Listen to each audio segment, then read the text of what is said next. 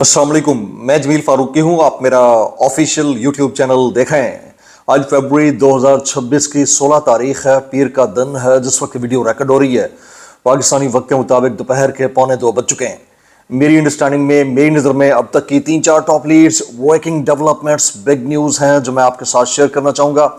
सबसे पहली और बड़ी खबर हस्ब रिवायत, हस्ब जायका, हस्ब तौफीक, हस्ब मामूल अडियाला से, जिसके मकीन 25 करोड़ अवाम के महबूब रहनुमा कप्तान कैदी नंबर 804 यानी इमरान खान की हेल्थ कंडीशन का मामला है और उसको लेकर मैंडेट चोरी करके इक़्तिदार में आने वाली फॉर्म 47 की जाली सरकार, इसके वज़रा, ओहदेदार और फिर वो तमाम तर टाउट्स जो लगता ऐसा है कि सहाफ़त कर रहे हैं लेकिन इन एक्चुअल टाउट गिरी कर रहे होते हैं, वो इस वक्त एजेंडा टो करना शुरू हो गए। एक अदद मुबैना ऑडियो लीक ने बहुत बड़ा भौचाल खड़ा कर दिया है। ये ऑडियो वाक़तन दुरुस्त है या नहीं, लेकिन उसके जो कॉन्टेंट्स हैं उसने लोगों के अंदर मजीद इस्तराब पैदा किया। अब एक मल्टी डायमेंशनल किस्म की थ्योरी है जो प्रिवेल कर रही है।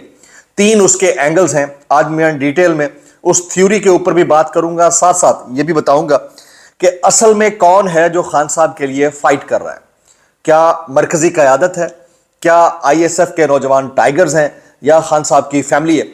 ये जमायमा खान साहब से वाबस्ता एक खबर है जो मैं आज आपके साथ शेयर करने जा रहा हूँ। उसकी डिटेल्स और तफसीलात क्या रहेंगी वो भी शेयर करूंगा।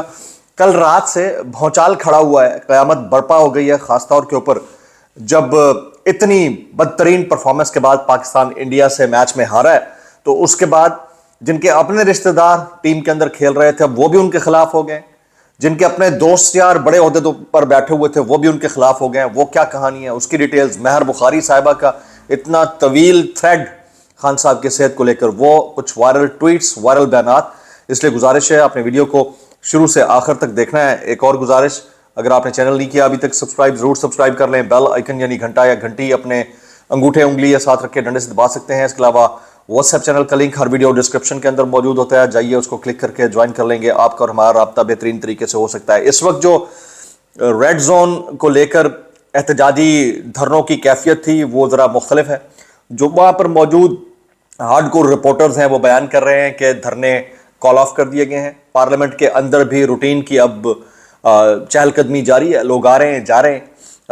KPK हाउस के सामने भी जो धरना था वो भी अब उस तरह से नहीं है। कुछ लोग तो कह रहे हैं कि बिल्कुल ही ख़त्म कर दिया गया है। तो चल क्या रहा है पाकिस्तान तहरीक इंसाफ के कैंप के अंदर वो ज़्यादा इंपॉर्टेंट रहेगा। लेकिन उससे पहले 3 थ्योरीज हैं जो इस वक्त बहुत ज़्यादा डिस्कस हो रही हैं। पहली थ्योरी तो ये है कि एक वो लोग हैं या एक वो तबका है या एक टाउट गिरों का वो जत्था है जो ये इंप्रेशन दे रहा है कि बीमारी डील के नतीजे में सामने आ रही है। ये एक टाउटों का एक जत्था है जो ये तासुर दे रहा है, क्योंकि आपको पता है इनको हर मौके के ऊपर अपना एंगल जरूर घड़ना होता है। तो वो ये तासुर क्रिएट करने की कोशिश कर रहा है जी कि जो बीमारी का शोशा है उनकी नज़र में ये किसी डील के तहत है। एक तो ये थ्योरी इस वक्त सोशल मीडिया के ऊपर बहुत डिस्कस हो रही है। दूसरे वो हैं जो एहतजाज को कॉम्प्रोमाइज्ड डिक्लेयर कर रहे हैं। ये एक और तबका है जो समझता है कि सुहेल आफरीदी साहब या फिर अली अमीन गंडापुर साहब, बैरिस्टर गौहर साहब, ओन अब्बास बप्पी साहब, अल्लामा राजा नासिर अब्बास साहब, महमूद खान अचकजई साहब और इसके अलावा बाकी जो मरकजी क़यादत के ज़ोमा हैं, उन्होंने खुद को पार्लियामान के अंदर और फिर KPK हाउस के अंदर मुक़य्यद मबहूस किए रखा, और अगर वो चाहते तो बेहतर अंदाज से प्रोटेस्ट हो सकता था। ये एक अलग second phase of the theory है जिसमें लोग जो है ना एक एंगल देते हैं कि ये भी हो रहा है। अच्छा, तीसरी थ्योरी है, वो समझते हैं कि तीसरे वो लोग हैं जो वाक़तन खान साहब के लिए संजीदा हैं, खान साहब के लिए कुछ करना चाहते हैं, लेकिन कुछ तो ऐसे हैं जो मुल्क से बाहर हैं और कुछ ऐसे हैं जो सिर्फ सोशल मीडिया के ऊपर कर रहे हैं, निकल नहीं सकते। चौथा एंगल भी है, एक चौथा एंगल भी है, वो ये है कि खान साहब की आंख वाक़तन जो है वो इस वक्त तकरीबन खुदा न खास्ता नाकारा हो चुकी है। जो बाकी बच गई है उसको बचाने की कोशिश करनी चाहिए, लेकिन मरकजी क़यादत उसमें संजीदा नज़र नहीं आती। ये चौथा एंगल है। और खान साहब जो है उनको बिल्कुल उसी तरह से, ये चौथे जो तबका है जो ये समझता है कि खान साहब को बिल्कुल उसी तरह ट्रीट किया जा रहा है जिस तरह माजी में बाकी बड़े बड़े लीडरान को ट्रीट किया जाता था, और उनका इस तरह का जब टाइम आता था तो उसमें कोई ना कोई उनको नुकसान जरूर होता था। तो वो एक तबका अलग मौजूद है। तो इस सारी सूरत हाल के अंदर सच क्या है, झूठ क्या है, जो मेरे दिल के करीब लगी है बात, میں جو احتجاج ہے پاکستان تحریک انصاف کی مرکزی قیادت کا، اس کو تو بالکل ٹھیک یہ جو اینگل دے رہے ہیں لوگ کہ وہ اپنے آپ کو، بھائی جب آپ کو باہر نکل کر احتجاج کرنے کا موقع مل رہا تھا اس وقت آپ نے کتنا کر لیا تھا، اس سے تو میں کنونسڈ ہوں۔ اچھا دوسرا یہ ہے جو ڈیل کا تاثر دے رہے ہیں ان کا کام ہر بات کو کے اندر سے ڈیل نکالنا ہوتا ہے، تو وہ اس کو تو میں نل اینڈ وائڈ قرار دے دیتا ہوں نا۔ اگر کبھی کرنی بھی ہوتی خان صاحب نے تو ان کے پاس بڑا مارجن تھا، 3 سال کا مارجن تھا، ان 3 سال کے اندر کسی وقت بھی کر سکتے تھے۔ جو لاسٹ والا آپشن ہے وہ یہ ہے کہ سنجیدہ ہیں کچھ لوگ، خان صاحب کے لیے کرنا چاہتے ہیں، وہ کٹ مرنا چاہتے ہیں، وہ خان صاحب کے لیے جو ہے باہر نکلنا چاہتے ہیں، وہ احتجاج کر بھی رہے ہیں، وہ سوشل میڈیا کے اوپر بول بھی رہے ہیں، لیکن ان کی کچھ مجبوریاں آڑے آتی ہیں۔ اس میں ایک بڑا طبقہ جو ہے وہ کر بھی رہا ہے، باہر بھی نکل رہا ہے، جس میں خان صاحب کی اپنی فیملی ہے، علیمہ خانم صاحبہ، عظمیٰ خانم صاحبہ، نورین خانم صاحبہ، پھر انگلینڈ کے اندر Qasim Khan, Sulaiman Khan, Jemima Khan, Zulfi Bukhari, doctor Shahbaz Gill and many others, یہ سب کے سب جو ہے وہ کرنا چاہتے ہیں۔ بلکہ اب جو سچویشن ہو گئی ہے ملک کے اندر، میں ابھی ایک صحافی کا ٹویٹ دیکھ رہا تھا، وہ تو کہتے ہیں کہ اتنا irreversible ڈیمیج ہو چکا ہے کہ یہ شاید اب یہ کنفرمیشن آ جائے گی کہ خان صاحب کی بینائی تقریباً نہیں رہی ہے کان کے اندر۔ تو اگر واقعتاً یہ خبر درست ہے تو جنہوں نے بر وقت علاج کی سہولت میسر لانا تھی وہ کہاں غائب ہیں۔ اور ایک قیدی کو آپ یوں نہ سمجھیے کہ سابق وزیر اعظم تھے، آپ یہ بھی نہ سمجھیے کہ وہ قومی ہیرو ہے، آپ ایک قیدی کے لیے ہی انسانی بنیادوں کے اوپر علاج کی دستیابی بر وقت فراہم کر دیتے تو پھر میرا نہیں خیال تھا کہ اتنا بڑا مسئلہ ہو سکتا تھا۔ لیکن ہم ایک ایسے معاشرے میں رہتے ہیں جہاں ہائیبرڈ نظام کو جمہوریت کا نام دیا جاتا ہے، اور جمہوریت اور جمہور کے نام کے اوپر ووٹ نہ لے کر بھی اقتدار میں آنے والے، میں پیپلز پارٹی کی بات کروں، ان کے زوما یہ کہتے ہیں جی کون سا قیامت گر جانی ہے۔ یہ میں بھی آگے چل کر آپ کے ساتھ ان کا ایک تراشا شیئر کروں گا کہ انہوں نے کیا فرمایا قمر زمان کارا صاحب نے، وہ آگے چل کر شیئر کروں گا۔ لیکن خان صاحب کی جو فیملی ہے اس میں Jemima Khan, Qasim Khan, Sulaiman Khan, they are seriously in talks with the human rights organisations right now. آج کے دن کی میں لیٹسٹ آپ کو دے رہا ہوں کہ بھونچال مچا ہوا ہے، کیونکہ اتنا کچھ ہو جانے کے باوجود ابھی کیونکہ سپریم کورٹ کے اندر رپورٹ ساری پیش کر دی گئی ہے، جس وقت آپ یہ ویڈیو دیکھ رہے ہوں گے ہو سکتا ہے اس وقت تک کوئی ڈائریکشن بھی آ جائے، لیکن ڈائریکشن آتے آتے اگر دیر ہو جاتی ہے اور واقعتاً ایک آنکھ کی بینائی سے خان صاحب محروم ہو جاتے ہیں، اور یہ irreversible ہے، یعنی ایون ٹرانسپلانٹ بھی کام نہیں کرتا ریٹنا کا، کارنیا تو ڈونیٹ ہو سکتا ہے، ریٹنا نہیں ہو سکتا، اس صورت میں پبلک کیا تاثر رکھے گی؟ اور جو وہ مبینہ آڈیو لیک ہے اس لیک کے مطابق جو ابدالینز ہیں انہوں نے آپس میں ڈسکشن کی ہے، اب یہ کتنی سچی ہے کتنی جھوٹی ہے اس کا فیصلہ وقت کرے گا۔ وہ کہتے ہیں کے پی کے سے ایک بڑا بھونچال آ سکتا ہے، تو کیا یہ جو ایک دم سے ریڈ زون سے دھرنے ختم کر دیے گئے ہیں اور پارلیمنٹ میں جو لوگ مبعوث تھے وہ باہر نکل آئے ہیں اور وہاں نارملائزیشن ہو گئی ہے، کسی بڑی ایکٹیویٹی کا انتظار کر رہے ہیں یا اس کو پلان کر رہے ہیں، اس کا فیصلہ وقت کرے گا۔ لیکن جمائمہ خان، قاسم خان، سلیمان خان یہ ایک اور بڑا جھٹکا دینے لگے ہیں، یہ اگلے 24 سے 48 گھنٹوں کے اندر ایک اور بڑی چیز آ جائے گی، اور رمضان سے پہلے تو let's hope for the best کہ وہاں سے کیا آتا ہے۔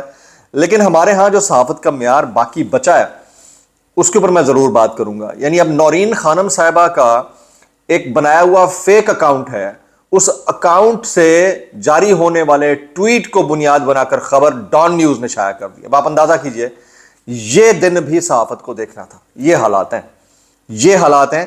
اب اس کے اوپر بندہ کہے تو کیا کہے، ہمارے دوست صدیق جان نے کہا ہے کہ ڈان نے عمران خان کی بہن نورین نیازی صاحبہ کے فیک اکاؤنٹ سے کیے گئے ٹویٹ کو بنیاد بنا کر غلط خبر لگا دی ہے۔ اب یہ دن آنا تھا صحافت کے اوپر، اب اس کے اوپر بندہ مزید کیا کہے۔ جناب ڈاکٹر شہباز گل صاحب کہتے ہیں کہ عمران خان کی آنکھ کا علاج کروانے کی بجائے اب یہ سرکاری ڈاکٹرز کے ذریعے بیانیہ بنائیں گے کہ عمران خان بالکل ٹھیک ہیں۔ اگر کسی کو شک ہے کہ ایسے گھٹیا کام کون کر سکتا ہے تو ماضی میں ضرور جھانک لیجئے گا۔ مادر ملت فاطمہ جناح صاحبہ پر رقیق حملے، بھٹو کی لاش کی ویڈیوگرافی اور مشرف کا پیسے لے کر اپنے شہری بیچنا، یہ بے شمار کارنامے موجود ہیں، ان کو آپ نہیں بھلا سکتے جناب۔